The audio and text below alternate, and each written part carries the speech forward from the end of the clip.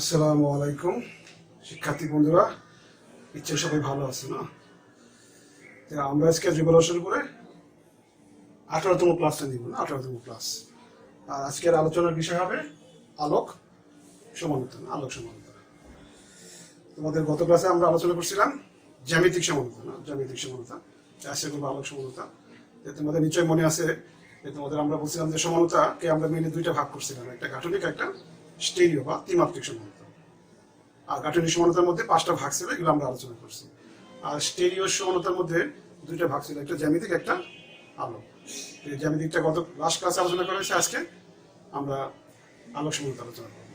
ওকে,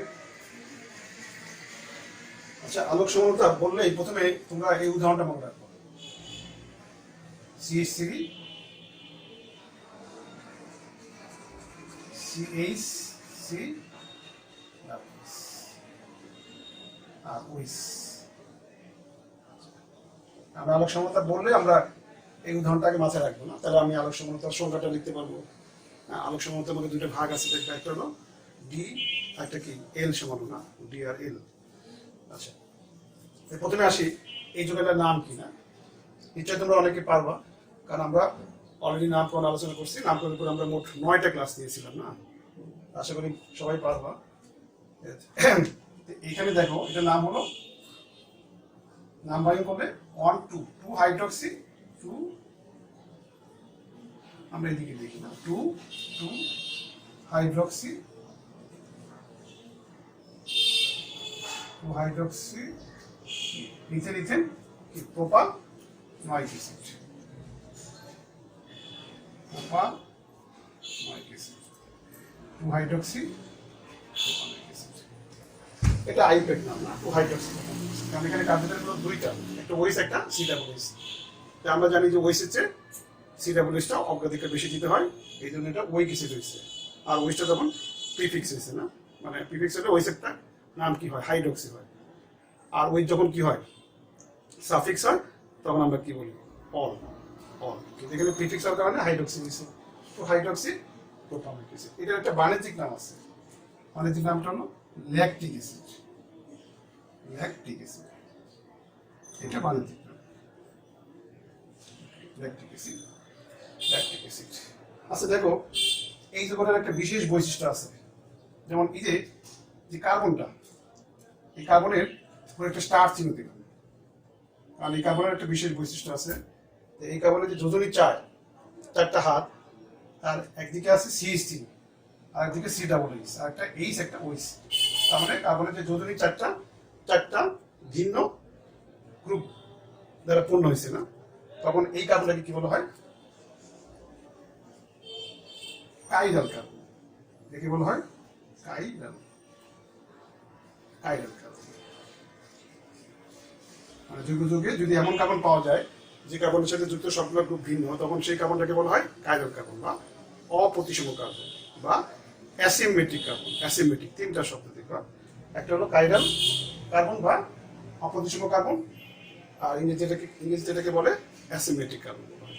chiral carbon বা অপ্রতিসম carbon তোমাদের এই পথে আসে, না জ্ঞানমূলক প্রশ্ন হিসেবে আসে যে কাইরাল কার্বন বা অপ্রতিসম কার্বন কাকে বলে। তখন কি বলবো, যদি এমন কার্বন থাকে যেটা কার্বনের সাথে যুক্ত সবগুলো গ্রুপ ভিন্ন, সেই কার্বনকে বলা হয় কাইরাল কার্বন বা অপ্রতিসম কার্বন। আর একটা জৈব যৌগের আলোক সমানতা প্রদর্শনের শর্ত হলো সেখানে কি থাকতে হবে, কাইরাল কার্বন থাকতে হবে। আবার দেখবা, আমরা একটু পরে দেখবা। আচ্ছা, আমরা আপাতত বলি যে কাইরাল কার্বন থাকতে হবে, আলোক সমানতার শর্ত। আচ্ছা, আমরা আরো বেশ কিছু পয়েন্ট আমরা বলবো, আপাতত মাথায় রাখি যে কাইরাল কার্বন থাকলে সেই জৈব যৌগটা আলোক সমানতা প্রদর্শন করবে। আর তোমাদের কি নিশ্চয় মনে আছে জ্যামিতিক সমানতার শর্তটা কি কি থাকতে হবে, কার্বন কার্বন মুক্ত গুণনে বাধা থাকতে হবে। আর বাধাটা 2টা কারণে হতে পারে। যদি কি হয়, কার্বন কার্বন দ্বিবন্ধন হয়, তখন একটা কার্বনের সাপেক্ষে অন্য কার্বনের মুক্ত গুণন সম্ভব না। আর একটা পয়েন্ট হলো, যদি চাকরিক যৌগ হয়, তখন একটা কার্বনের সাপেক্ষে অন্য কার্বনের মুক্ত গুণন কি হয় না, সম্ভব হয় না। তাহলে জ্যামিতিক সমানতার শর্ত দেখতে হয় যে সেখানে কার্বন কার্বন দ্বিবন্ধন আছে কিনা, অথবা চাকরিক যৌগটা কিনা। আর একটা পয়েন্ট ছিল না, দ্বিবন্ধনযুক্ত কার্বনের সাথে যুক্ত গ্রুপটা কি হতে হয়, ভিন্ন হতে হয়, না ভিন্ন হতে হয় দেখছিলাম। ঠিক আলোক সমানতার শর্ত হলো যে জৈব যৌগের মধ্যে কি থাকতে হবে, অপ্রতিসম কার্বন থাকতে হবে। এটাকে তবে এই যৌগের মধ্যে কি আছে, অপরিসীমকরণ আছে, সো এই যৌগটা আলোক সমানতা প্রদর্শন করবে। আচ্ছা, এইবার দেখো আমরা কিন্তু এই আলোক সমানতা হলো স্টেরিও সমানতার একটা ভাগ, স্টেরিও বা ত্রিমাত্রিক সমানতার একটা ভাগ। তার মানে আমরা জ্যামিতিক বা আলোক আমরা যখন আলোচনা করবো তখন কি করবো, আমরা এই ত্রিমাত্রিক গঠনটা দেখাবো। তাহলে আমরা এটা এই ল্যাকটিক অ্যাসিডে আমরা এখন ত্রিমাত্রিক কাঠামোটা দেখাই না। এই যে কার্বনের যোজনী কিন্তু 4, তার মানে কার্বনের এখানে কি কোনো পাই বন্ধন নাই, তার মানে কার্বনের এখানে কি হয়, sp3 সংকরণ হয়। আর sp3 সংকরণ মানে কি, কার্বনের 4টা হাত, একটা চতুস্থলকের 4টা কোণার দিকে থাকে, এই যে চতুস্থলক তার 4টা কোণার দিকে 4টা গ্রুপ থাকবে। আচ্ছা, আর আমরা এই লম্বালম্বি কি করবো, কার্বন সিকলটা আঁকবো, লম্বালম্বি কার্বন সিকলটা আঁকবো। আর CWS কে উপরে রাখতে হবে, CH3টা নিচে রাখতে হবে। কেন? তার নিয়ম হলো কার্বন যে সিকলটা আঁকবা অধিক দায়িত্ব গ্রুপকে সবসময় কি রাখতে হয়, উপরে রাখতে হয়। যেমন এই গ্রুপটা হচ্ছে এটা কিন্তু অধিক দায়িত্ব গ্রুপ, কারণ এই গ্রুপের মধ্যে অক্সিজেন না, এখানে কি অক্সিজেন আছে না, অক্সিজেন যত ঢুকবে তত কি হবে, কারণ অক্সিজেন ঢুকলে কি হয়, এটাকে জারণ বলি আমরা না। তার মানে এর মধ্যে কি আছে, অক্সিজেন আছে, তার মানে এটা অধিক দায়িত্ব গ্রুপ, এটাকে কি করতে হয়, লম্বা ত্রিমাত্রিক কাঠামে কি করতে হয়, উপরে রাখতে হয়। আর আমরা দেখো এখানে ওয়েস্টটা ডানে রাখতে পারি, আবার যদি ওয়েস্ট যদি ডানে রাখি তাহলে এইটা বামে থাকবে, আবার আমরা ওয়েস্ট কি রাখতে পারি, বামে বামে রাখতে পারি। ধরো আমি যদি এই ত্রিমাত্রিক কাঠামোটা, এই চতুস্তর কাঠামোটা যদি আমি আয়নার সামনে ধরি, দর্পণ, তাহলে এর প্রতিবিম্বটা কেমন হবে, দেখো প্রতিবিম্বটা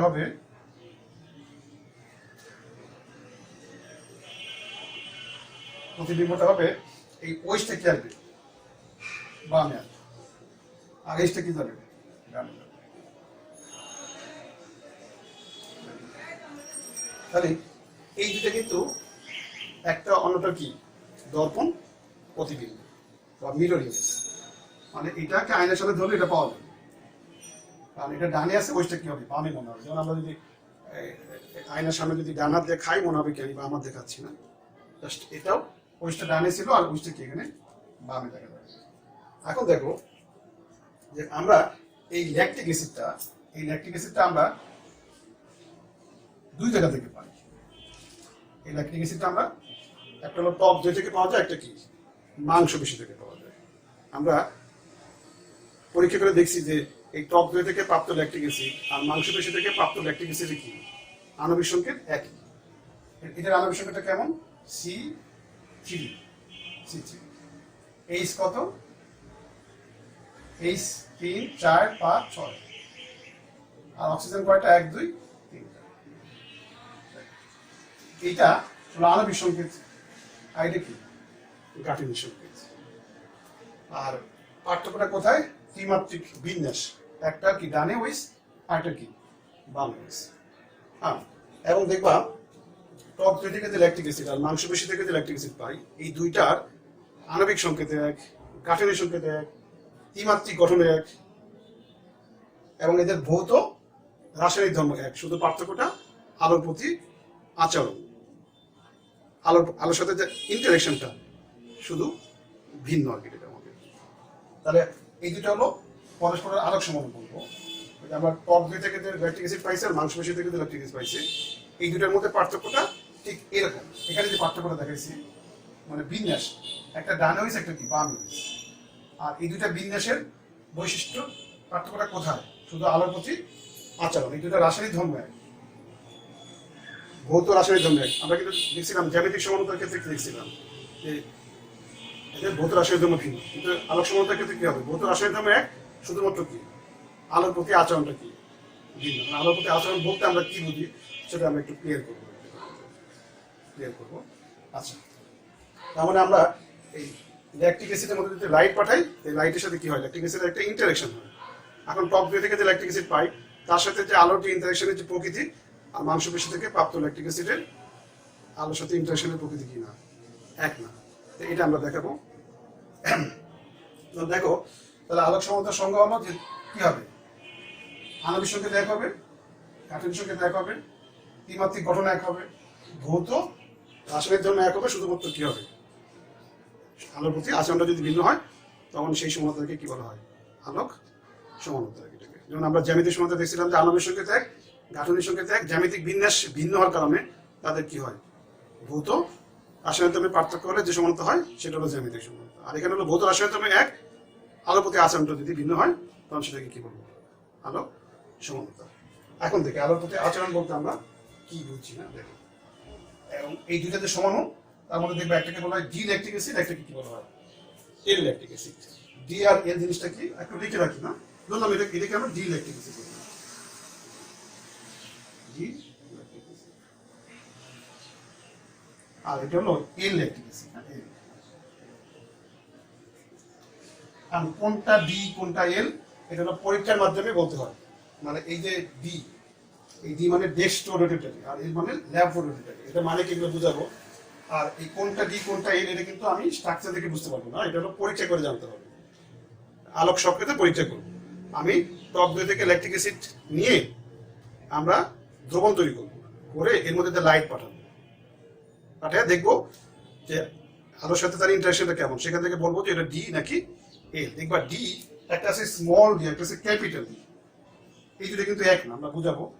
স্মল ডি হলো এই আলোর সাথে ইন্টারেকশন থেকে এই স্মল ডি নাকি স্মল এল হবে সেটা আমরা বের করবো। আর এই ক্যাপিটাল ডি হলো ত্রিমাত্রিক বিন্যাস থেকে বলা যায়, ত্রিমাত্রিক বিন্যাস। যেমন এই এই কনফিগারেশন, এটি হলো কনফিগারেশন। আর এই ডিটা হলো আলোক সক্রিয় যৌগের আপেক্ষিক ঘূর্ণন। আপেক্ষিক ঘূর্ণন, আপেক্ষিক ঘূর্ণনটা কি সেটা দেখাবো আর এটাকে আমরা একটু পরে একটু ক্লিয়ার করবো। ডি আর এর মধ্যে ছোট হাতের ডি আর ক্যাপিটাল ডি এর মধ্যে পার্থক্যটা কি, তার আগে আমি দেখি এই আলোক সক্রিয় যৌগের আলোর সাথে ইন্টারেকশনটা কিভাবে হয়। আচ্ছা, প্রথমে দেখি আমরা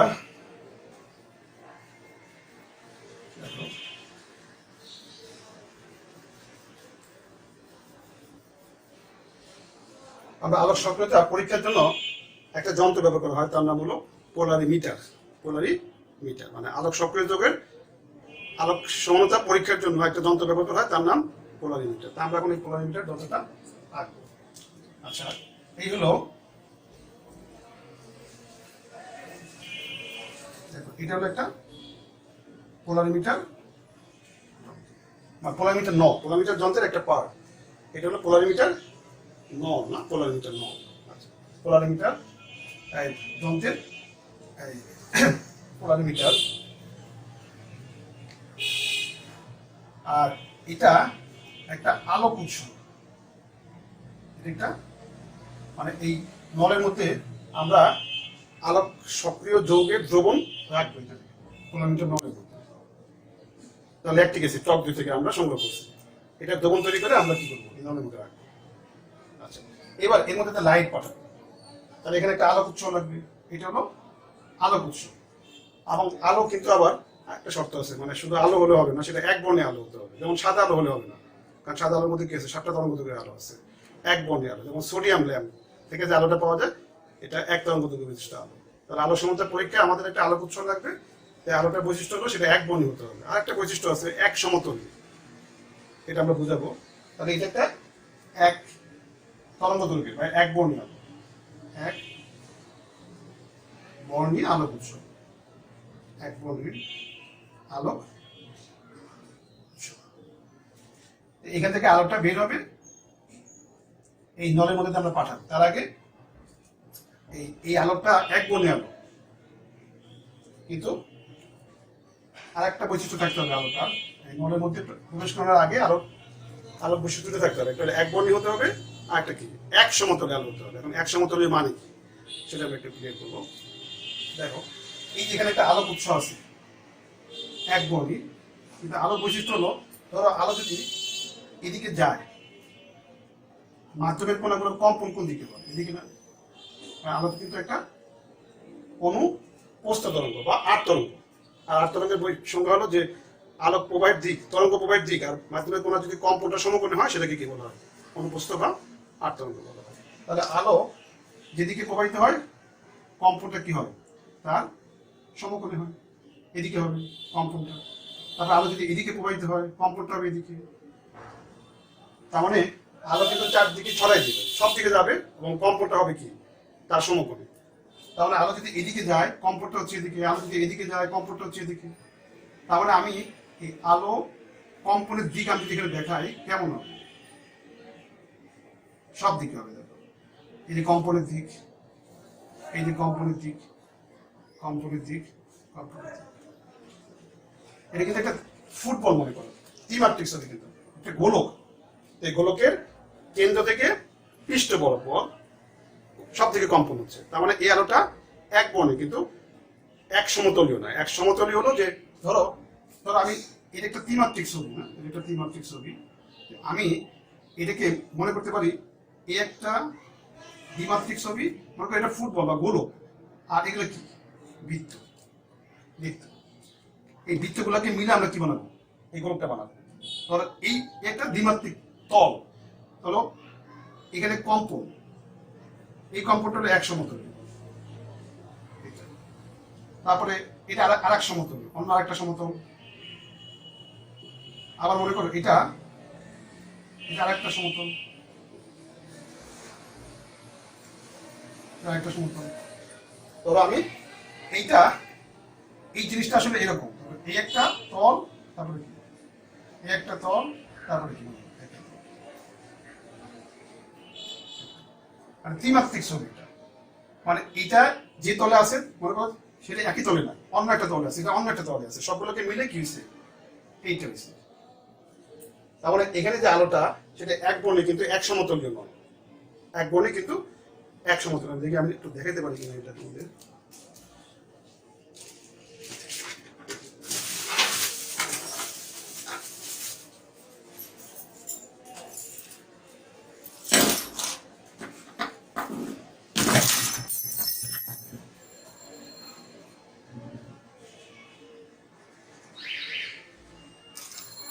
দেখো এই হলো, ধরো এটা এটা একটা তল, না এটা একটা তল, এটা অন্য একটা তল, এটা একটা তল, মানে একটা তলে কম্পন আলো, আবার একটা তলে আলোর কম্পন, না একটা তলে আলোর কম্পন। আর ধরো একটা তলে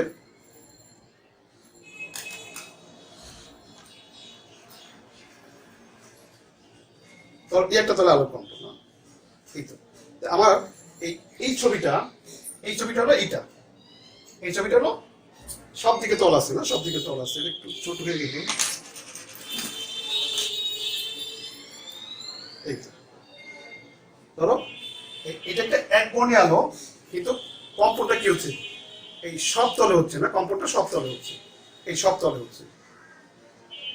আর এদিকে যদি আমি মনে করতে পারি কি, এই তিনটা সমষ্টি, মনে করো এইটার মধ্যে কি আছে, এটা কিন্তু এক সমতল, এই তলে কম্পন হচ্ছে, আবার এই তলে কম্পন হচ্ছে, আবার এই তলে কম্পন হচ্ছে।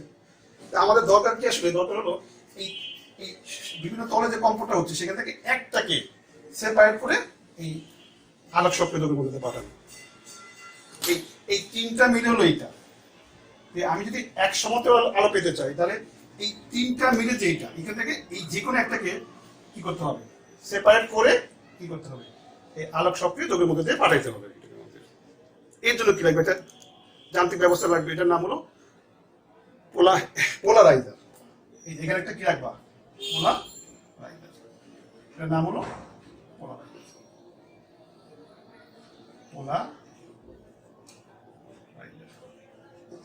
এটা হলো কি পোলারাইজার। এর কাজ কি, এর কাজ হলো এই বিভিন্ন তলে যে কম্পন, এক বর্ণীয় আলোর যে বিভিন্ন তলের কম্পনটা আছে সেখান থেকে একটা তলের কম্পনটাকে কি করা, সেপারেট করে এদিকে যাও, মানে ধরো এই তিনটার মধ্যে একটাকে সে পাস হতে দিবে আর বাকি দুটাকে আটকে ফেলবে। মানে আমার একটা শাকন যন্ত্রের মধ্যে, ধরো আমার 3 সাইজের দানা আছে, সেখান থেকে আমি সবচেয়ে ছোট সাইজটা কি করতে চাই, আলাদা করতে চাই, বড়গুলোকে আটকাতে চাই। তাহলে কি করবো, আমরা একটা শাকন যন্ত্র নিব, সেই শাকন যন্ত্রের চিত্রটা এমন হবে যে ছোট সাইজটা পাস হতে দিবে, বাকি দুটাকে কি করবে, আটকে ফেলবে। ঠিক, এটা হলো পোলারাইজার। এর মধ্যে প্রিজম থাকে, দুইটা প্রিজম একসাথে থাকে, এটাকে বলে নিকল প্রিজম। এই কি করে, বিশেষ প্রক্রিয়ার মাধ্যমে এই একটাকে পাস হতে দেবে, বাকি দুটাকে আটকে ফেলে। ধরলাম এখান থেকে এইটা পাস হয়েছে, মানে কম্পন কোন দিকে, বা যে কোনো একটা ধরলাম, বা ধরো এটা পাস হয়েছে, যে কোনো একটা, এটা পাস হয়েছে, এইটা পাস হয়েছে, এই দুটাকে সে আটকাই দিছে। তাহলে এই যে আলোটা, এটাকে কি নাম দিব, এক বর্ণী এক বর্ণ এবং কি এক সমতলীয় এক সমতলীয় এক বর্ণী এবং কি এক সমতলীয় আলো। এটা এক বর্ণী এক সমতলীয় আলো। এবার এটা তুমি কি করতে পারো, এই নলের মধ্যে পাঠাবো।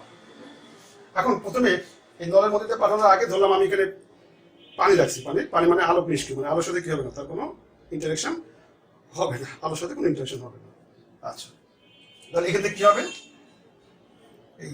এই পানির এই নলের মধ্যে পানি আছে, পানিতে ঢোকার আগে কম্পনের যে দিক আর ঢোকার পরে কি হবে, কম্পনের দিক একই থাকবে, কারণ পানিটা আলোক নিষ্ক্রিয়, তার মানে পানির সাথে আলোর কোনো ইন্টারেকশন হবে না। সো এই নলের মধ্যে ঢোকার আগে আলোর কম্পনের দিক আর ঢোকার পরে কি কম্পনের দিকে একই, তার মানে আলোক কিন্তু কম্পনের দিকে এটা, আর আলো প্রবাহের দিকে এটা, তাহলে আলো প্রবাহের দিকে দিকে। আর এখানে একটা কি থাকবে, অ্যানালাইজার, দেখে বলে অ্যানালাইজার,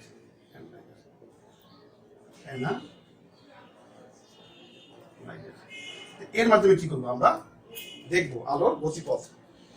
এবং দেখো এটা হলো কম্পনের দিক আর এটা আলো যাবে এদিকে, আমি যদি এদিকে অ্যানালাইজার থেকে সেট করবো, এটাকে ঘুরানো যায়, সেট করবো 0 দাগের সাথে, এখানে দাগ কাটা আছে কত কোণ কত দিক কত ডিগ্রি, এই 0 সাথে অ্যাডজাস্ট করে আমি প্রথমে পোলারিমিটার যন্ত্রটাকে সেট করব।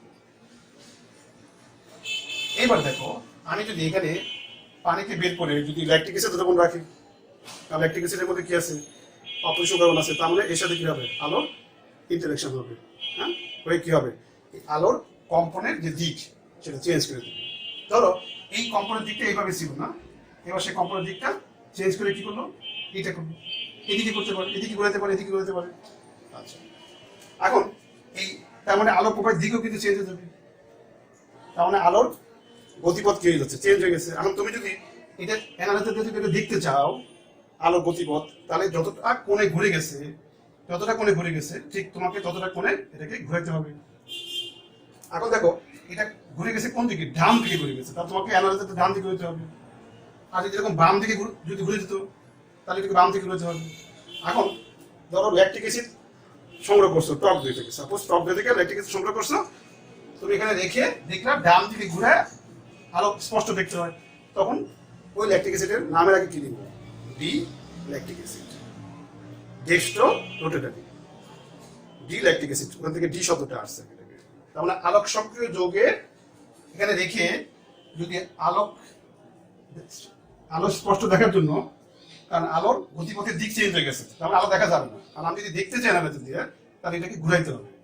আর যদি ডান দিকে ঘুরায় অ্যানালাইজার যদি ডান দিকে ঘুরায় যদি আলো দেখতে হয়, তাহলে তখন ওই আলো সক্রিয় যৌগকে কি বলবো, ডি সমান বলবো।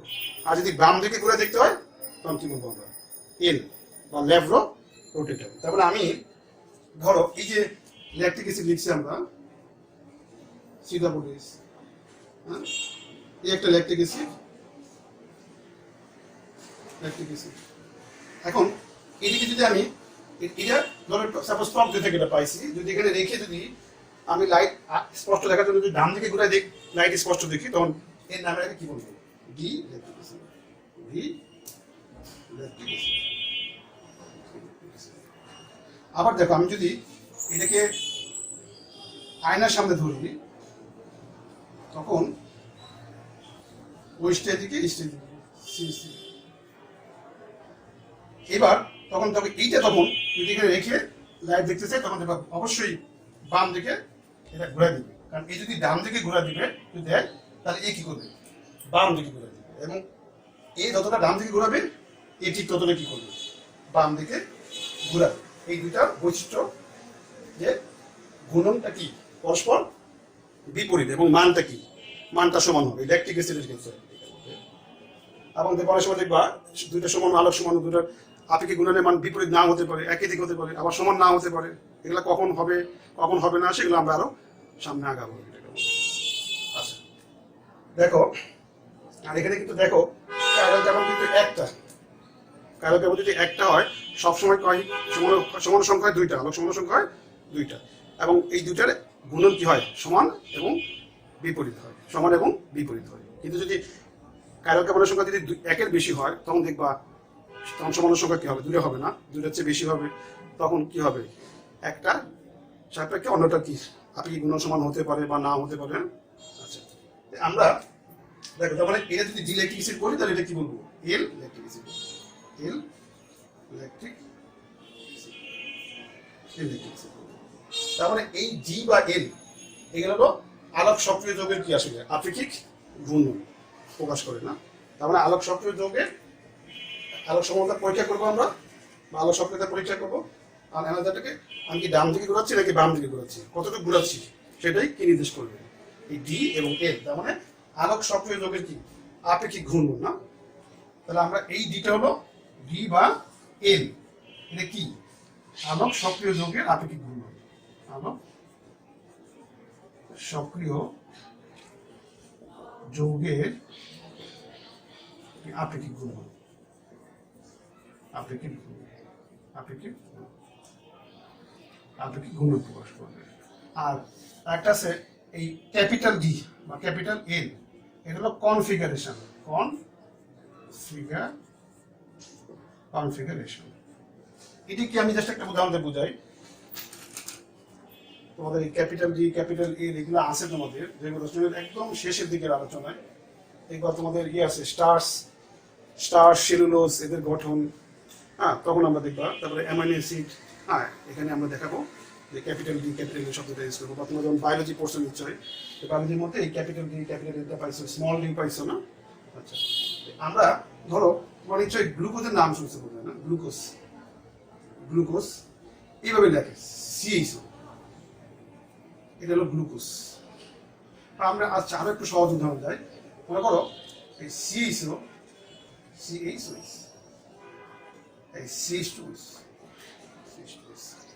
দেখো এইটার আমি ত্রিমাত্রিক বিন্যাস রাখবো, সিএইচও, সি ওইস এইচ। এই সিএইচ2 তার নিকটতম যে কার্বন, তার যদি ডানে ওইস থাকে তখন এই যৌগের নামের আগে কি করতে হয়, ডি। যেমন এটার নাম হলো গ্লিসারলডিহাইড, এটা গ্লিসারিন থেকে আসছে, এটা হলো গ্লিসারিন না, এটা গ্লিসারিন সবাই জানো, এটা গ্লিসারিন এখান থেকে আসছে, গ্লিসারলডিহাইড। আর আমি যখন এটা ত্রিমাত্রিক বিন্যাস রাখবো তখন ওইসটা ডানে দিতে পারি, আবার ওইসটা বামে দিতে পারি। তাহলে ওইসটা যদি ডানে থাকে তাহলে সিএইচ2 তার নিকটতম যে কার্বন, তার যদি ডানে ওইস থাকে তখন ওই যৌগের নামের আগে ডি বসাতে হয়। ডি হলো কনফিগারেশন, মানে সিএইচ2 এর নিকটতম কার্বনের ডানে ওইস আছে ডি। আর যদি এটাকে বাম দিকে দেই ওইসটা, তখন তার নামের আগে কি বসাবো, এল। তার মানে ডি এবং এল, ক্যাপিটাল ডি বা ক্যাপিটাল এল, এটা হলো আমরা দেখে বুঝতে পারবো কোনটা ক্যাপিটাল ডি কোনটা ক্যাপিটাল এল। কারণ এটা কনফিগারেশন এবং এটা হলো সিএইচ2 এর নিকটতম যে কার্বন, তার ডানে ওইস নাকি বামে ওইস, সেখান থেকে ডি আর এলটা আছে। তোমরা যেমন হয়তো পড়ছো ডি গ্লুকোজ না, এল গ্লুকোজ, ক্যাপিটাল ডি গ্লুকোজ। তখন আমরা গ্লুকোজের যে গাঠনিক স্ট্রাকচার, 6টা কার্বন থাকে, তার নিচে থাকে সর্বনিচে থাকে সিএইচ2 তার নিকটতম যে কার্বন। তার মানে আমি যদি নাম্বারিং করে দেখবা তখন সেখানে কি হয়, 6টা তো 4, 1 2 3 4, মানে 5 নম্বর কার্বন হবে। এই যে আমরা গ্লুকোজটা এভাবে লিখি না, গ্লুকোজটা সিএইচ2 সিএইচও সি 1 2 3 1 2 3 4 5, এটা নাম্বারিং করলে সিএইচ 1 2 3 4 5 নম্বর কার্বনে ওইস যদি ডানে ওইস থাকে তাহলে এই তার নামে ডি গ্লুকোজ, ডি গ্লুকোজ বলি। আর এটা যদি আমি বাম দিকে আনি তখন, আর আমরা কিন্তু গ্লুকোজ বলার শর্ত আছে, গ্লুকোজ কখন হবে, যদি 2 নম্বর কার্বনে ডানে ওইস থাকে, আর 3 যদি বামে ওইস থাকে, আর 4 যদি ডানে ওইস থাকে। ডান বাম ডান, 2 নম্বর কার্বনে ডানে ওইস, 3 নম্বর কার্বনে বামে ওইস, 4 নম্বর কার্বনে ডানে ওইস, ডান বাম ডান। আর যদি 5 নম্বর কার্বনে যদি ওইসটা ডানে থাকে তখন হলো ডি। মানে এটা হলো গ্লুকোজ, এটা কি গ্লুকোজ। এর মধ্যে আবার 2টা ভাগ আছে, যদি ওইসটা ডানে দাও তখন ডি গ্লুকোজ, আর ওইসটা যদি বামে দাও তখন হবে এল গ্লুকোজ। তাহলে ডি আর এল এগুলো হলো কনফিগারেশন। আর স্মল ডি আর স্মল এল হলো আলোক সক্রিয় যৌগের কি আপেক্ষিক ঘূর্ণন, দিক নির্দেশ করবে না, দিক নির্দেশ করবে। আচ্ছা, এবার আমরা দেখাবো কয়েকটা সংজ্ঞা শিখবো আমরা এখন না, সংজ্ঞা।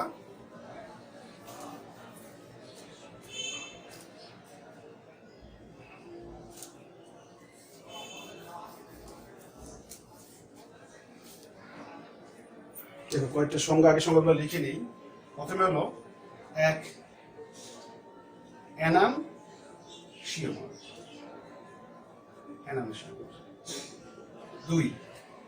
দুই হলো রেসিমিক মিশ্রণ,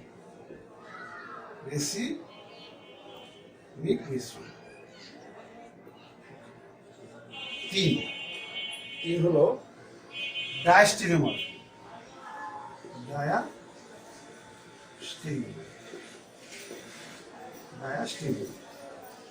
ডায়াস্টেরিওমার। আর 4 হলো মেসোজোম,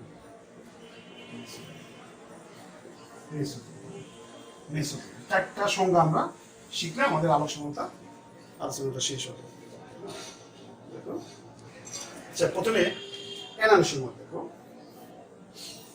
আমি সংজ্ঞাগুলো আলোচনা করবো আর পাশে এখানে বৈশিষ্ট্যগুলো লিখব, প্রত্যেকটা বৈশিষ্ট্য লিখব। দুইটা করে বৈশিষ্ট্যতে আমরা একটার সাথে আরেকটার পার্থক্যটা ক্লিয়ার করবো না। খুব সহজ যদি বুঝতে পারো। দেখবা, আর জৈব রসায়ন অধ্যায়টা কিন্তু অনেক মজার একটা অধ্যায়। রসায়নের সবচেয়ে মজার অধ্যায় হলো জৈব রসায়ন, যদি তুমি বুঝতে পারো। আর বোঝার প্রথম শর্ত হলো তোমাকে এই ক্লাসগুলো ধারাবাহিকভাবে একটা পর একটা দেখতে হবে। তুমি যদি কোনো একটা লেকচার যদি বাদ দিয়ে অন্য একটা লেকচার দেখতে যাও, তখন কিন্তু আর জৈব রসায়নটা বুঝতে পারবে না। আর এটা ভালো করার একমাত্র উপায় হলো তোমাকে রেগুলার প্র্যাকটিস করতে হবে। আর তুমি যদি জৈব রসায়নটা যদি আয়ত্তে আনতে পারো, তাহলে তোমার সেকেন্ড পেপার নিয়ে আর কোনো চিন্তা করতে হবে না, কারণ সেকেন্ড পেপার মানেই জৈব রসায়ন। আর বাকি যে অধ্যায়গুলো, এই পরিবেশ রসায়ন, এটা খুব সহজ একটা অধ্যায়, খুবই সহজ। কারণ তোমরা ফিজিক্সে এর অনেক কিছুই হয়তো পড়ে ফেলছো আর কি এটার মধ্যে। তারপরে পরিমাণগত রসায়ন, এটা একটা গাণিতিক সমস্যা সব, এবং এই ম্যাথগুলো খুবই সহজ। তারপরে আছে তড়িৎ রসায়ন, যেটা সম্বন্ধে তোমরা স্কুলে অলরেডি বেশ কিছুটা জেনে আসছো আর কি এটার মধ্যে। আর লাস্ট একটা অধ্যায় আছে অর্থনৈতিক রসায়ন, এটাতে একদমই সহজ আর কি। মানে আমরা কিভাবে সিমেন্ট বানানো হয়, তারপরে কিভাবে কাজ তৈরি করতে হয় না, এগুলো নিয়ে আলোচনা। ইউরিয়া সার কিভাবে তৈরি করতে হয়, এগুলো অ্যাপ্লিকেশন তো এগুলো জাস্ট পড়তে খুব মজা পাবো আর কি। আমাদের আসলে সেকেন্ড পেপারে মেইন অধ্যায় হলো জৈব রসায়নটা, এবং এটা আমরা চেষ্টা করি লং টাইম নিয়ে আলোচনা করতে। আমার প্রায় 46টা ক্লাস লাগে জৈব রসায়নটা শেষ করতে আর কি। আচ্ছা, দেখো এনানসিওমার না, আমরা এই ল্যাকটিক অ্যাসিড দিয়ে আবার আলোচনা শুরু করি। এই যে ল্যাকটিক অ্যাসিড, দেখো CH সিরিজ, তুমি এটা এইভাবে দেখাতে পারো, অথবা তুমি এইভাবে দেখাতে পারো, সরি CH, না, বা তুমি ইচ্ছা করলে এটা এইভাবে দেখাতে পারো, সোজা করে ডান উইস এইভাবে দেখাতে পারো। আমরা দেখো এই যে দুইটা ল্যাকটিক অ্যাসিড, একটা ডি একটা এল,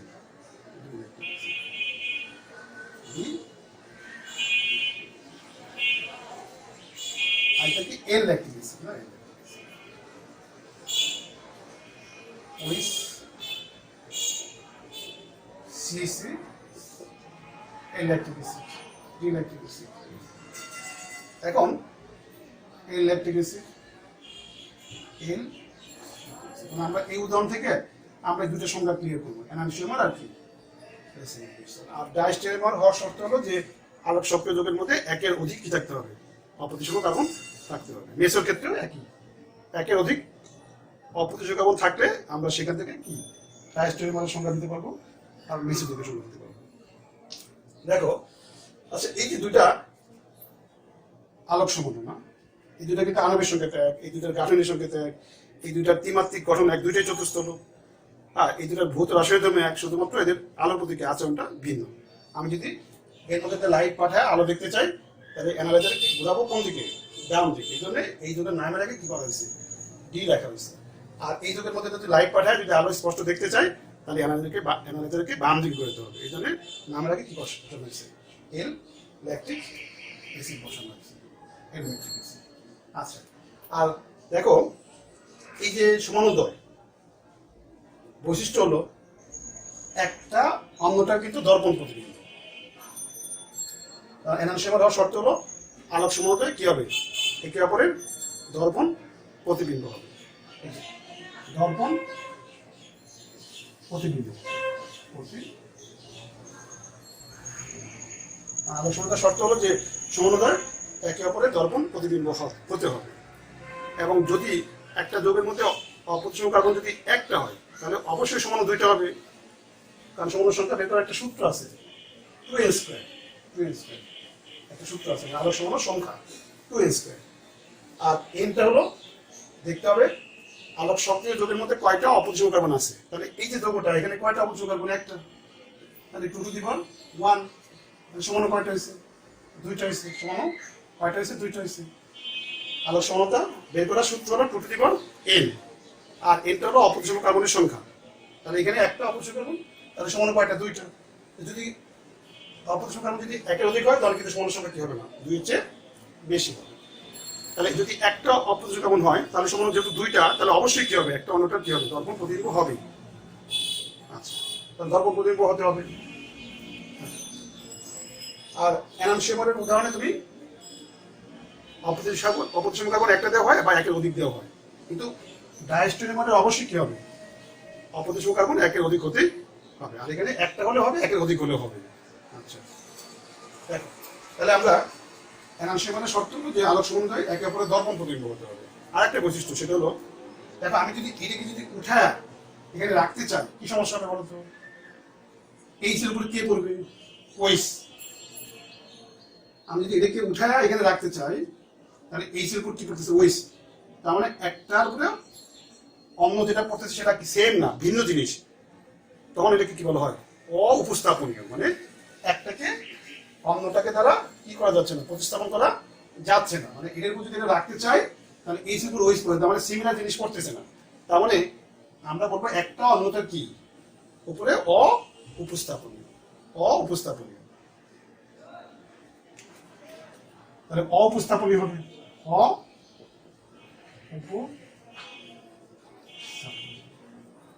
অউপস্থাপনীয় হবে।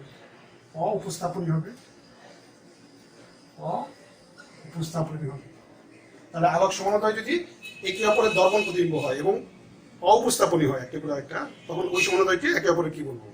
এনানসিয়াম বলবো। তাহলে আলোক সমানতায় যদি একটা অন্যটার দর্পণ প্রতিবিম্ব হয় এবং অউপস্থাপনীয় হয় তখন সমানতায়কে একে অপরে কি বলবো? এনানসিয়াম বলবো। এই ধর্মটাকে বলা হয় এনানসিয়ামারিজম। এনানসিয়ামার হলো একটা এনানসিয়াম, আর এই ধর্মটাকে কি বলা হয়? এনানসিয়ামারিজম। যেমন সমান্তরাল একটা ধর্মের নাম, আর একটা অন্যটা সমানুক, ঠিক একটা অন্যটা কি? এনানসিয়ামার। আর এই ধর্মটাকে কি বলা হয়? এনানসিয়ামারিজম। ওকে, এবার দেখো আর একটা জিনিস মনে রাখবা, এনানসিয়ামারটার বৈশিষ্ট্য হলো যে এই এদের আপেক্ষিক গুণন এক, মানে আপেক্ষিক গুণনের পরিমাণ এক, কিন্তু দিকটা কি? বিপরীত। মানে এনানসিয়ামারটা কি? আপেক্ষিক গুণনের পরিমাণ সমান, বাট দিকটা ভিন্ন। যেমন আমি একটা মান লিখে দেখো, এই ডি ল্যাকটিক অ্যাসিডের আপেক্ষিক গুণনের মান কত? 2.25 ডিগ্রি সেন্টিগ্রেড। আর এই ডি বা একটা নাম তাদের প্লাস, ডি ল্যাকটিক অ্যাসিড বা plus lactic acid, D lactic acid বা প্লাস। আর এটা হলো মাইনাস কি?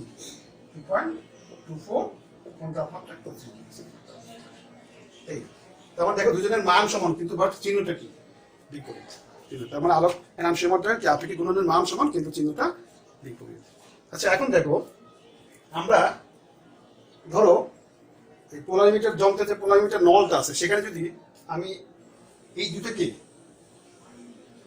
একত্রে সমপরিমাণ, এই দুটোকে সমপরিমাণ নিয়ে একত্রে মিশ্রিত করে যদি দ্রবণ তৈরি করে তার মধ্যে লাইট পাঠাই তখন কি হবে?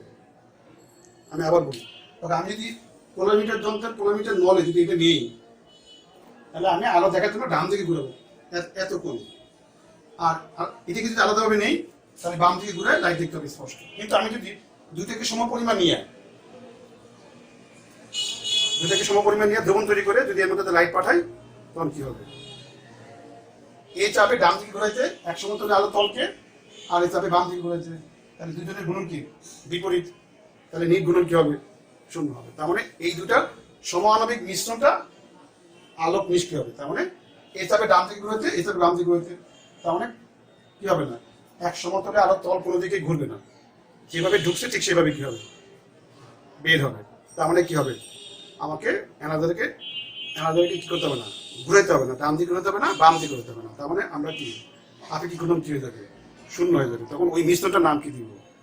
হ্যাঁ, মিশ্রণটার নাম দিব রেসিমিক মিশ্রণ। তারপর রেসিমিক মিশ্রণ হলো এনানসিয়ামার দ্বয়ের কি সমাণবিক মিশ্রণ। আপনাদের এখানে পয়েন্ট লাগে না, জাস্ট এনানসিয়ামার দ্বয়ের কি এনানসিয়ামার দ্বয়ের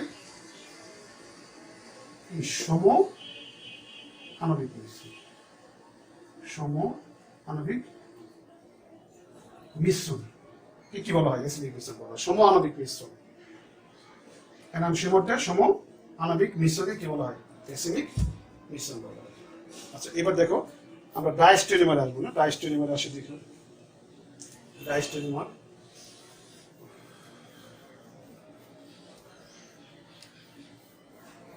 দেখো, ডাইস্টেরিওমার প্রথমে কিন্তু আমাদের কি দেখতে হবে? এই একটা উদাহরণ দেখতে করি আমরা না, ধরো এই সিএইচ ঠিক এই সিএইচ, আমরা একটা সিএইচ ওইচ আর ধরো সিএইচ কত, আচ্ছা বিআর দেই সিএইচ। এই যে বলে কিন্তু আলোক সক্রিয়, কারণ এই যে এখানে কার্বনটা কি কার্বন? অপ্রতিসম কার্বন। কেন? কারণ এই কার্বনের সাথে কি আছে? একটা এইচ আছে, একটা ওইচ আছে, একটা সিএইচ3 আছে। এই পুরো একটা গ্রুপ, এই একটা গ্রুপ, এই একটা গ্রুপ ভিন্ন, এইচ একটা গ্রুপ ভিন্ন, ওইচ একটা গ্রুপ ভিন্ন, তাহলে এটা অপ্রতিসম কার্বন। আবার এটাও কিন্তু অপ্রতিসম কার্বন। কেন? কারণ দেখো এই কার্বনের সাথে কি আছে? একটা এইচ আছে, একটা ব্রোমিন আছে, এই একটা গ্রুপ, এই একটা গ্রুপ, সবগুলো ভিন্ন। তাহলে এই যৌগের মধ্যে কি আছে? অপ্রতিসম কার্বন আছে দুইটা। তাহলে আলোক সমন্বয় কয়টা হবে? সূত্র হলো 2 টু দি পাওয়ার কি n, আর 2 টু দি পাওয়ার কত? 2। কয়টা? 4টা। ওকে, তাহলে আমরা এখন এই 4টা স্ট্রাকচার রাখি। রাখানোর পর আমরা দেখবো যে এখানে কে কার ডাইস্টেরিওমার, আর এখানে কিন্তু কি থাকবে? এনানসিয়ামারও থাকবে। আমি কিন্তু বলছি এনানসিয়ামার একটা কার্বন অপ্রতিসম হলে হবে, একের বেশি হলে হবে, কিন্তু একের অধিক যদি হয় তখন সেখানে কি হবে? এনানসিয়ামার থাকবে, আবার সাথে কি থাকবে? ডাইস্টেরিওমার থাকবে। তা আমরা 4টা স্ট্রাকচার রাখি। আর স্ট্রাকচার রাখার নিয়ম হলো, প্রথমে দেখো এই যে ওইস আর কি এইচ ইস ওকে। আবার আমরা দেখো কি সিএইচ3 সি।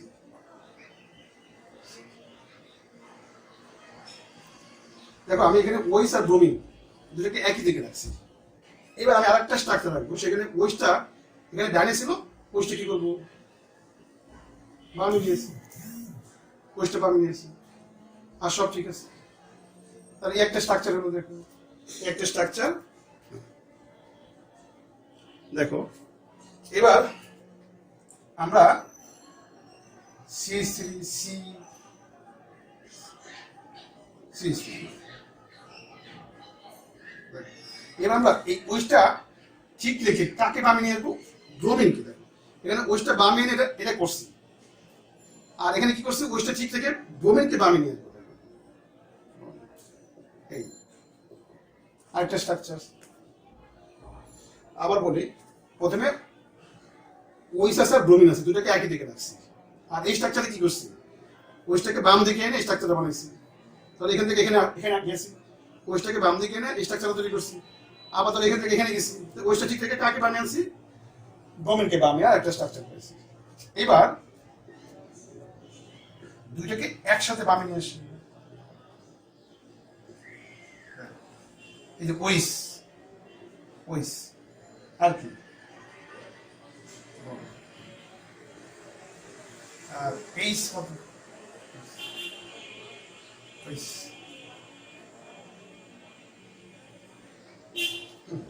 ঠিক আছে, দেখো মানে এই দুটাকে একসাথে বানিয়ে নিয়ে আসছে।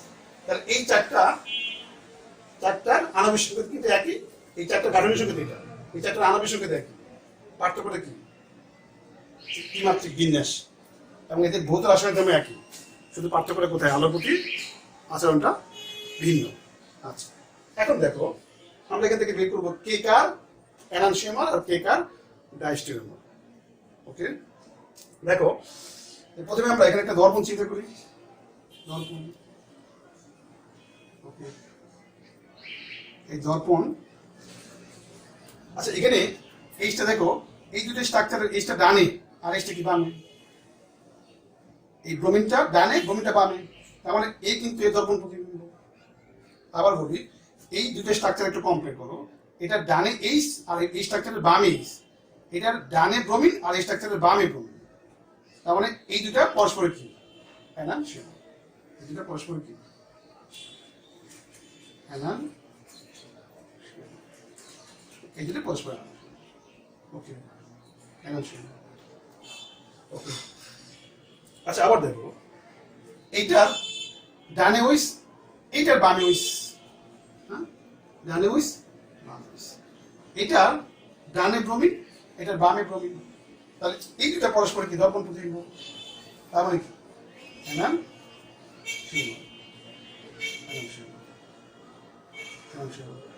তাহলে এই দুটা পরস্পর এনানশিয়াম হয়, আবার এই দুটা পরস্পর এনানশিয়াম হয়।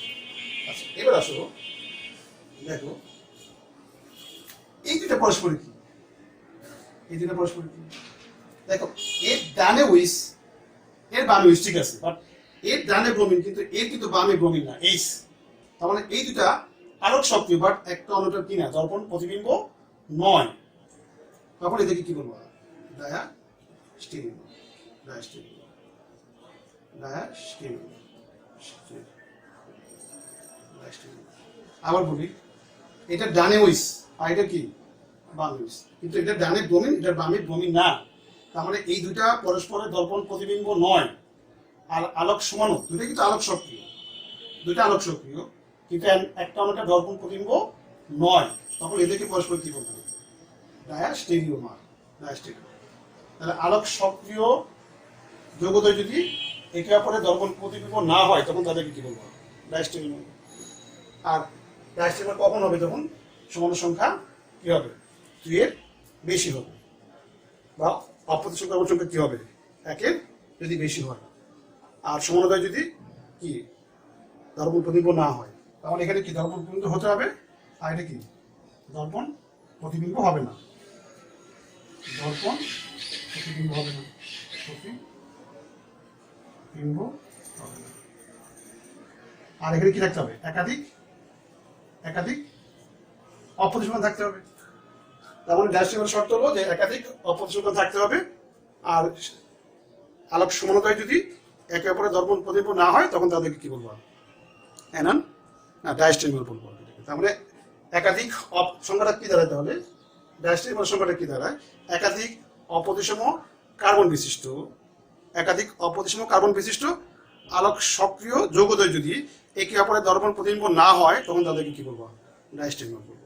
আবার বলি, একাধিক অপ্রতিসম কার্বন বিশিষ্ট আলোক সক্রিয় যৌগদ্বয় যদি একে অপরের দর্পণ প্রতিবিম্ব না হয় তখন কি তাদেরকে আমরা ডায়াস্টেরিওমার বলবো। আর এনানশিয়ামার হলো যে একে অপরের দর্পণ প্রতিবিম্ব হতে হবে, আর দর্পণ প্রতিবিম্ব যদি হয় তাহলে অবশ্যই একটা অন্যটার উপর অবস্থাপনী হবে, তখন তাদেরকে কি বলবো এনানশিয়ামার বলবো না। তাহলে এনানশিয়ামার একটা কার্বন থাকতে হবে, একের অধিক থাকতে হবে। তাহলে এটা বেসিক পার্থক্য হলো, এটা হলো দর্পণ প্রতিবিম্ব, এটা কি দর্পণ প্রতিবিম্ব না, এটা হলো মূল পার্থক্যটা না, দর্পণ প্রতিবিম্ব এটা দর্পণ প্রতিবিম্ব না। আর এখানে হলো একটা কার্বন হলে হবে অপ্রতিসম কার্বন, একাধিক হলে হবে, আর এখানে অবশ্যই একাধিক অপ্রতিসম কার্বন থাকতে হবে। আচ্ছা এখন দেখো মেসোযৌগ, মেসোযৌগ ওদের একটা বাড়ির কাজ দিয়ে দিই। দেখো আমরা এইটা সবাই জানো C6H12O6, এটা গ্লুকোজের কি তোমরা আণবিক সংকেত বলো না, গ্লুকোজ বা ফ্রুক্টোজের আণবিক সংকেত না, গ্লুকোজ ফ্রুক্টোজ। আর এটার গাঠনিক স্ট্রাকচার CHO, যদি আমরা এইভাবে লিখি CHOS, যদি অ্যালডিহাইড মূলক দেই তাহলে গ্লুকোজ বলি, আর যদি কিটোন মূলক দেই তাহলে কিটোন কি বলি না ফ্রুক্টোজ বলি, ফ্রুক্টোজ বলি। আচ্ছা এটা CHOS 1 2 3 4 5 1 2 3 4 5, এখানে সমাণু কয়টা 2 টু দি পাওয়ার n, তাহলে আগে খুঁজতে হবে যে এখানে কয়টা অপ্রতিসম কার্বন আছে, এটা খুঁজতে হবে না কয়টা অপ্রতিসম কার্বন আছে। দেখো এই যে একটা কার্বন অপ্রতিসম, কারণ এই কার্বনের সাথে একটা CHO একটা H একটা OH, ঠিক এই কার্বনের সাথে একটা এই পুরোটা একটা এই পুরোটা একটা একটা এইচ একটা ওইস, ঠিক? এটা অপ্রতিসম কার্বন, এটা অপ্রতিসম কার্বন, কিন্তু এটা কিন্তু না, কারণ এই কার্বনের সাথে দুইটা এইচ আছে একই, আর এই কার্বনের সাথে না, কারণ এই কার্বনের সাথে কি আছে, এদিকে একটা গ্রুপ আছে, একটা এইচ আছে, একটা অক্সিজেন আছে, তোমার চারটা গ্রুপ নাই, তিনটা আছে, একটা একটা এইচ একটা ও একটা, কারণ কার্বনের সাথে অক্সিজেনের কি দ্বিবন্ধন, দ্বিবন্ধন থাকতে হবে না, চারটা একক বন্ধন হতে হবে এবং চারটা গ্রুপ ভিন্ন হতে হবে। তাহলে এটা হলো সমান কয়টা, তাহলে 2 টু দি পাওয়ার কত, 4, 16টা সমান। তোমরা বাসায় একটু চেষ্টা করবা কিভাবে এইটার 16টা স্ট্রাকচার বানানো যায়। বা আমি তোমাদের শুধু একটা জিনিস বলে রাখি, দেখো কিভাবে আগাবা। আমি কিছুটা হিন্স দিয়ে দিই। CHO একটু উপরে আঁকি না, CHO কোনো কি প্রথমে CHO 1 2 3 4 5 6, এই দেখো এই কাঠামোটাকে আঁকবো। আর প্রথম কি সবগুলো ওইসটা একদিকে রাখবো, প্রথম স্ট্রাকচার। এরপরে কি করবা, CHO 3 4 5, এই স্ট্রাকচার চারটা স্ট্রাকচার এঁকে ফেলবো। একে আমি কিন্তু করে দিচ্ছি কথা না, বললাম বাড়ির কাজ আবার করে দিচ্ছি না।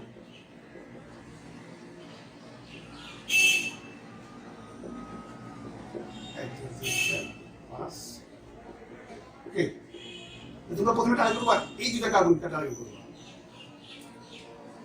এই দুটা কার্বন দেখো, আর সব ঠিক রাখবা।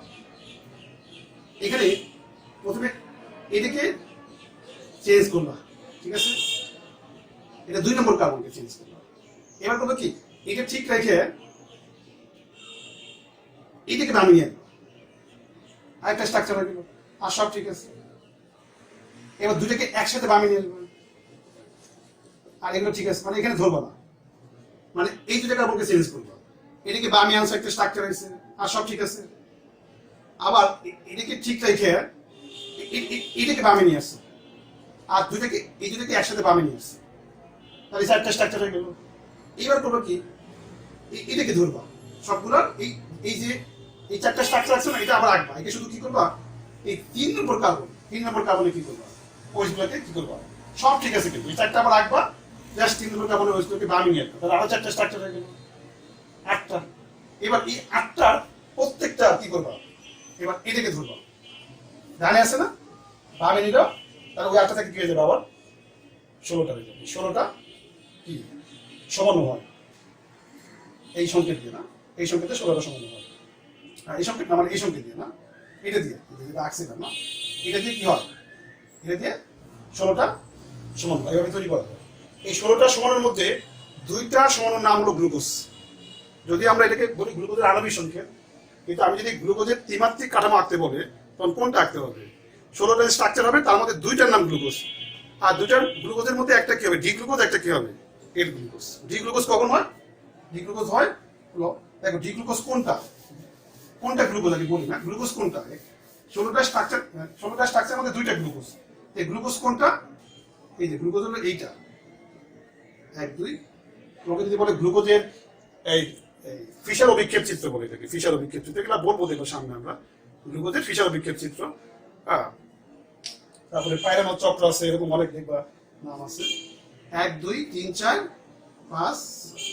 এই দেখ গ্লুকোজ হওয়ার শর্ত হলো যদি এই যে ত্রিমাত্রিক যে বিন্যাসে, সেখানে যদি ডানে বসে থাকে 2 নম্বর কার্বনে, ডান বাম ডান, এইটা হলো গ্লুকোজ, ডান বাম ডান গ্লুকোজ।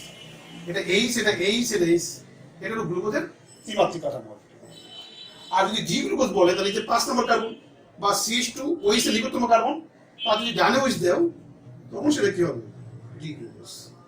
আর যদি এটা বামে দাও, যদি বামে দাও, তাহলে সেটা কি হবে, এল গ্লুকোজ হবে। এই যে তাহলে এল গ্লুকোজ কোনটা, 3 4 5, দেখো এইটা হলো এল গ্লুকোজ না। তাহলে নিশ্চয় বুঝতে পারছো কিভাবে সমান সংখ্যা হিসাব করতে হয় এবং সমান কিভাবে তৈরি করতে হয় না। কার্বন সংখ্যা যদি 1-এর বেশি হয়, অপ্রতিসম কার্বন, তাহলে কি করবা, এইভাবে যতগুলো সমান সম্ভব দেখানো সম্ভব না। হিসাব করা তো খুবই সহজ, 2 টু দি পাওয়ার n, কিন্তু বানানোর আগে তো একটু খেয়াল রাখতে হবে যে কি করবা। যেমন গ্লুকোজ আমরা কি করছিলাম, সবগুলো ওইসকে ডানে রাখছিলাম, তারপর 2 আর 3 নম্বর কার্বনের ওইসটাকে চেঞ্জ করে 4টা বানাইছিলাম, আবার 3 চেঞ্জ করে আরো 4টা 8টা, আবার 4 চেঞ্জ করে কি করছিল, 2 আর 3 চেঞ্জ করে 4টা, আর 4 চেঞ্জ করে আরো 4টা 8টা, আর ওই 8টার আবার 5 চেঞ্জ করে কি করছে, 16টা তৈরি করছে। এই 16টার মধ্যে 2টার নাম হলো গ্লুকোজ, আর 2টার মধ্যে একটা হলো ডি গ্লুকোজ আর একটা কি, আমার লাস্ট কি হলো মেসোজোম, না মেসোজোম, মেসোজোম। আমরা আগামী ক্লাসে তোমাদের পড়াবো বন্ধন ভাঙ্গন। বন্ধন ভাঙ্গন দেখবা 2 রকম আছে, একটা সুষম ভাঙ্গন, বিষম ভাঙ্গন। তারপর আছে এই বিষম ভাঙ্গন থেকে আবার দেখবা কার্বনিয়াম আয়ন কি, কার্বন আয়ন কি। তারপর আমরা আক্রমণকারী বিকিরক, ইলেকট্রোফাইল কি, নিউক্লিওফাইল কি, এগুলো বুঝাবো না। আচ্ছা মেসোজোম দেখো, আমরা একটা উদাহরণ দিই, C double H C H ওইস, C H C double H, এই যৌগটা, এই যৌগটার নাম বোধহয় পারবে না, কি 2,3 ডাইহাইড্রক্সি কি বিউটেন ডাই ওইক অ্যাসিড, না বিউটেন ডাই ওইক অ্যাসিড। হ্যাঁ, বা একটা নাম আছে, এটাকে বলা হয় টার্টারিক অ্যাসিড, এটা বাণিজ্যিক নাম টার্টারিক অ্যাসিড, টার্টারিক অ্যাসিড। আর আইভের নাম হলো 2,3 dihydroxy butane die ওইক acid, tartaric acid বলা হয়। এখানে দেখো কয়টা অপসংখ্যান আছে, 2টা আছে। এখানে কিরকম ভাবে আমরা 4টা কি করতে পারি, 4টা স্ট্রাকচার দেখাতে পারি। কিন্তু দেখো এখানে একটা স্ট্রাকচার বিশেষ বৈশিষ্ট্য আছে, দেখো এই যে ওইস আর ওইস এইস, দেখো একটা স্ট্রাকচার, দেখো এই স্ট্রাকচার একটা বিশেষ বৈশিষ্ট্য আছে যে দেখো এটার বৈশিষ্ট্যটা হলো, তুমি যদি এখানে একটা তল কল্পনা করো, তল, একটা তল, না দেখো এটা তল। এবার তুমি যদি এটাকে ভাঁজ করো, দেখো আমি কিন্তু কিছুক্ষণ আগে এই একটা উদাহরণ দিচ্ছিলাম, CH3 ওইস এইস আর সি ব্রোমিন এইস আর CH3। এখানে যদি আমি তল কল্পনা করি, আমি যদি ভাঁজ করি, তাহলে ব্রোমিনের উপর কে পড়তেছে, ওইস, মানে ভিন্ন, কিন্তু এখানে কি সেম।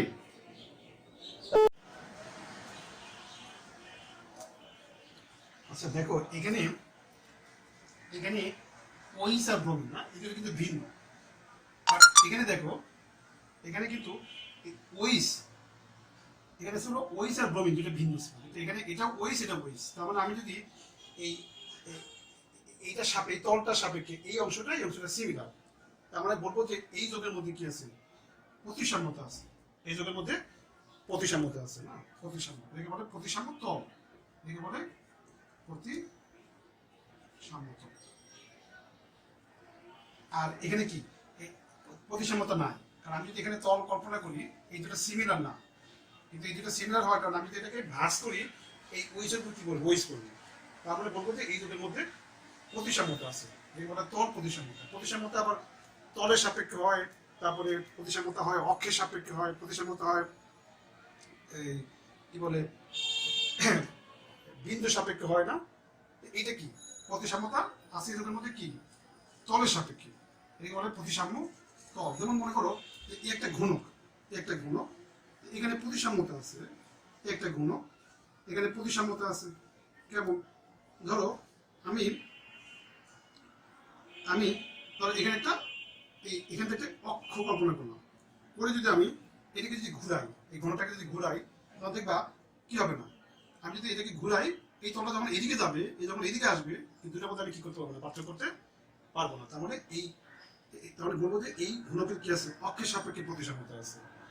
আবার আমি এই যে ঘনকটা আছে, দেখো এই ঘনকটা এখানে, এই ঘনকটা আমরা এখানে একটা তল চিন্তা করতে পারি, এই যে একটা তল, না একটা তল, দেখো এই তলের সাপেক্ষে এই অংশটা সিমিলার, তারপরে বলবো যে ঘনকে কি আছে, তল প্রতিসাম্যতা আছে, অক্ষ প্রতিসাম্যতা আছে। আবার আমি যদি ঘনকের এই কেন্দ্র বিন্দুতে যদি একটা বিন্দু কল্পনা করি, এখান থেকে এই তল এই তল এই তল এই তলের দূরত্ব সমান, তাহলে বলবো যে ঘনকের কি আছে, বিন্দু প্রতিসাম্যতা আছে, না কেন্দ্র, কেন্দ্র প্রতিসাম্যতা আছে, অক্ষ প্রতিসাম্যতা আছে, তল প্রতিসাম্যতা আছে। তার মানে এই যোগের মধ্যে প্রতিসাম্যতা আছে কার সাপেক্ষে, তলের সাপেক্ষে। এই জন্য এই যোগটা কি হবে, আলোক নিষ্ক্রিয় হবে। তাহলে এই যোগের মধ্যে দুইটা কি আছে, অপ্রতিসাম্যতা আছে, বাট এই যোগটার মধ্যে প্রতিসাম্যতা থাকায় এই যোগটা আলোক নিষ্ক্রিয়। তার মানে একাধিক অপ্রতিসম কার্বন বিশিষ্ট যৌগ যদি প্রতিসাম্যতার কারণে আলোক নিষ্ক্রিয় হয় তখন সেই যৌগটাকে কি বলা হয়? মেসো যৌগ। তাহলে মেসো যৌগ হওয়ার জন্য কি থাকতে হবে? একাধিক অপ্রতিসম কারণ থাকতে হবে, আর সেখানে কি থাকতে হবে? প্রতিসাম্যতা থাকতে হবে, তখন সেই যৌগটা আলোক নিষ্ক্রিয় হবে। আবার আমরা কিন্তু জানি যে এই যে রেসিনিক মিশ্রণ এটাও কিন্তু আলোক নিষ্ক্রিয়, কিন্তু এর কারণ এবং এর কারণ কিন্তু এক না। এখানে রেসিনিক মিশ্রণটা আলোক নিষ্ক্রিয়, সেখানে কি আছে? ডি সমানও আছে, এল সমানও আছে, সমানুপাতিক পরিমাণ। একটার গুণন অন্যটা দ্বারা কি হয়? প্রতিহত হয়, বাধা পায়, বাদ পড়ে যায়, এই জন্য এটা আলোক নিষ্ক্রিয়। ঠিক মেসো যৌগটা আলোক নিষ্ক্রিয়, যদিও সেখানে কি আছে? অপ্রতিসাম্য, প্রতিসাম্য, একাধিক অপ্রতিসাম্য আছে, তারপরে সে আলোক নিষ্ক্রিয় কি কারণে? প্রতিসাম্যতার কারণে। কারণ এই অংশটা এক সমতলে আলোর তলকে যদি এদিকে ঘুরায়, ঠিক এটা কি করবে? এটা এই অংশটা ঘুরাবে কোন দিকে? এদিকে, এদিকে ঘুরাবে। মানে এই অংশটা যদি এক সমতল আলোর তলকে যদি এদিকে ঘুরায়, আর এই অংশটা কি করবে? এদিকে ঘুরাবে। তার মানে এর গুণন এর দ্বারা কি হয়ে যাবে? বাদ হয়ে যাবে। তার মানে এই যৌগটা আলোক নিষ্ক্রিয় এবং একটা অংশের দ্বারা অন্য অংশটা কি হয়? গুণন বাতিল করে। আর এটা হলো মিশ্রণের মধ্যে দুইটা সমান আছে, ডি এবং এল, একটা গুণন অন্যজনের গুণনকে কি করে? প্রতিহত করে। তাহলে এটাও আলোক নিষ্ক্রিয়, এটা আলোক নিষ্ক্রিয়। এটা হলো আভ্যন্তরীণ কারণ, এটা হলো বাহ্যিক কারণ আর কি। তাহলে এখানে কি থাকতে হবে? মিশ্র যৌগের একাধিক অপ্রতিসম থাকতে হবে, কিন্তু সেটা আলোক নিষ্ক্রিয় হবে প্রতিসাম্যতার কারণে। তার মানে দেখো, তার মানে আলোক সক্রিয়তার তার মানে একাধিক অপ্রতিসম থাকলে কি হতে পারে? আলোক নিষ্ক্রিয়, আলোক সক্রিয় না হতে পারে। যদি সেখানে প্রতিসাম্যতা থাকে তাহলে সেই যৌগটা কি হবে? আলোক নিষ্ক্রিয় যাবে। তাহলে আলোক সক্রিয়তার শর্ত হলো যে কি থাকতে হবে?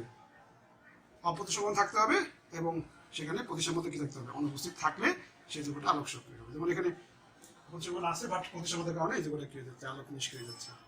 তাহলে আমরা সংজ্ঞা কি দ্বারা মেসো যৌগ একাধিক অপ্রতিসম কার্বন বিশিষ্ট আলোক যৌগের, একাধিক অপ্রতিসম কার্বন বিশিষ্ট যৌগের প্রতিসাম্যতার কারণে সেই যৌগটা যদি আলোক নিষ্ক্রিয় হয় তখন তাকে মেসো যৌগ বলা হয়। আর ডায়াস্টিমার হলো একাধিক অপ্রতিসম কার্বন বিশিষ্ট আলোক সক্রিয় যৌগদ্বয় যদি একে অপরের ধর্ম প্রতিবিম্ব না হয় তখন তাদেরকে ডায়াস্টিমার বলা হয়। এবং ডায়াস্টিমারটা কিন্তু আপেক্ষিক ঘূর্ণন বিপরীত নাও হতে পারে, সমান তো অবশ্যই হবে না, আবার বিপরীত না হতে পারে, একই দিকে হতে পারে, বা বিপরীত হলেও মানটা কি হবে না?